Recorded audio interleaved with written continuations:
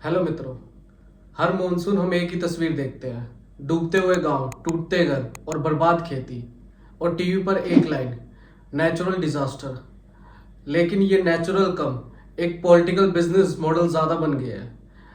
आज मैं बात करूंगा हमारे देश का फ्लड, एक एक्सीडेंटल ट्रेजिडी कम और पॉलिटिकल बिजनेस मॉडल ज़्यादा बन गया है।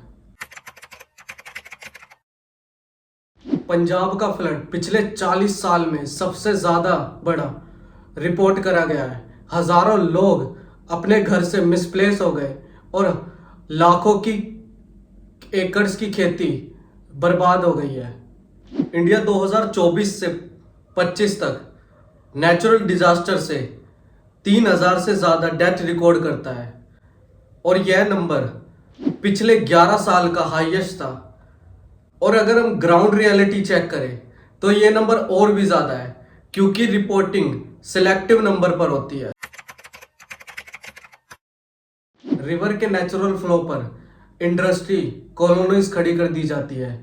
वेटलैंड जहां पर पानी समाता है वहां पर कंक्रीट भरा जाता है। इलीगल सैंड माइनिंग से रिवर के बैंक्स कमजोर हो जाते हैं, जिससे रिवर के नेचुरल फ्लो डिस्ट्रैक्ट हो जाता है। इस कारण से फ्लड आने के चांसेस हाई हो जाते हैं।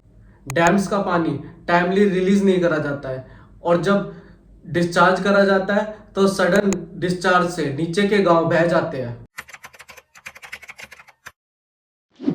हर साल फ्लड कंट्रोल प्रोजेक्ट के नाम पर हजारों करोड़ रुपए सैंक्शन होते हैं, ड्रेनेज क्लीनिंग, एम्बैंकमेंट स्ट्रेंथ बढ़ाने के लिए। लेकिन जब ग्राउंड रियलिटी चेक करो तो फेक बिल्स, इनकम्प्लीट टेंडर्स मिलते हैं।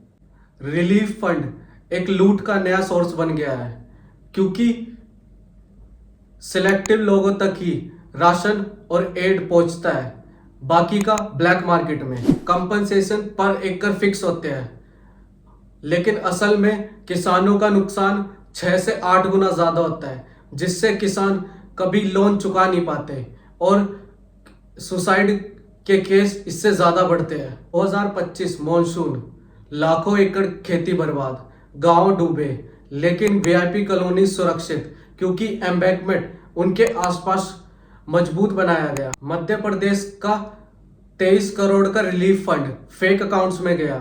जलना डिस्ट्रिक्ट 56 करोड़ का रिलीफ फंड गलत बेनिफिशियरी को सौंप दिया गया और असल विक्टिम्स को 0 रुपए। उत्तराखंड फ्लड 10 साल में 400 से ज्यादा डेथ हुई, लेकिन नेचुरल ट्रेजेडी बोलकर अकाउंटेबिलिटी हटा दी जाती है। फ्लड टाइफून सिर्फ इंडिया में नहीं आते, जापान, नीदरलैंड, न्यूजीलैंड, इन देशों में भी नेचर चैलेंज देता है।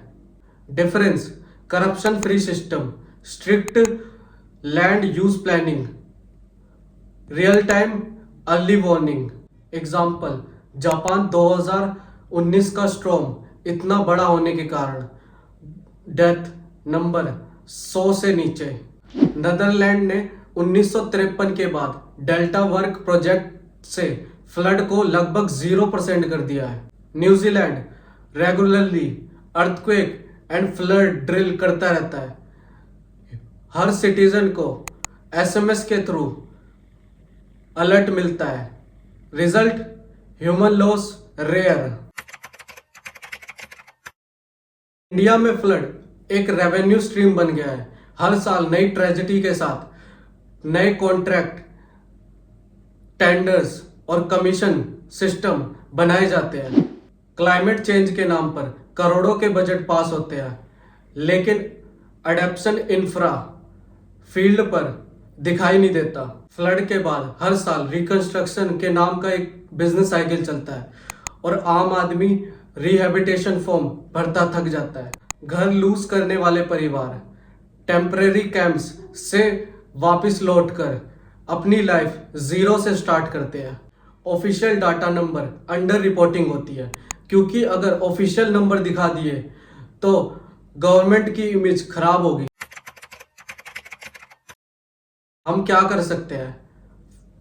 आरटीआर फाइल कर सकते हैं। फ्लड कंट्रोल टेंडर्स की ट्रांसपेरेंसी की डिमांड कर सकते हैं। लोकल लेवल पर पब्लिक हेयरिंग और ऑडिट की रिपोर्टिंग हाईलाइट करो। सोशल मीडिया के थ्रू पेशेंस के साथ प्रेशर बनाओ।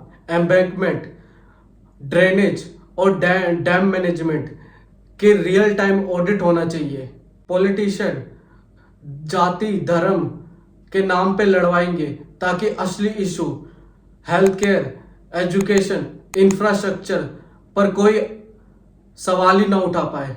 वो चाहते ही नहीं है कि असली मुद्दों पर कोई बात करे। फ्लड सिर्फ पानी से नहीं आता, फ्लड करप्शन से भी आता है। हर साल करोड़ों के स्कैम्स शुरू होते हैं फ्लड के साथ, और फ्लड के साथ ही करोड़ों के स्कैम बंद हो जाते हैं। हमें सवाल उठाने पड़ेंगे, नहीं तो हमारे घर भी एक स्टैटिस्टिक बन जाएंगे।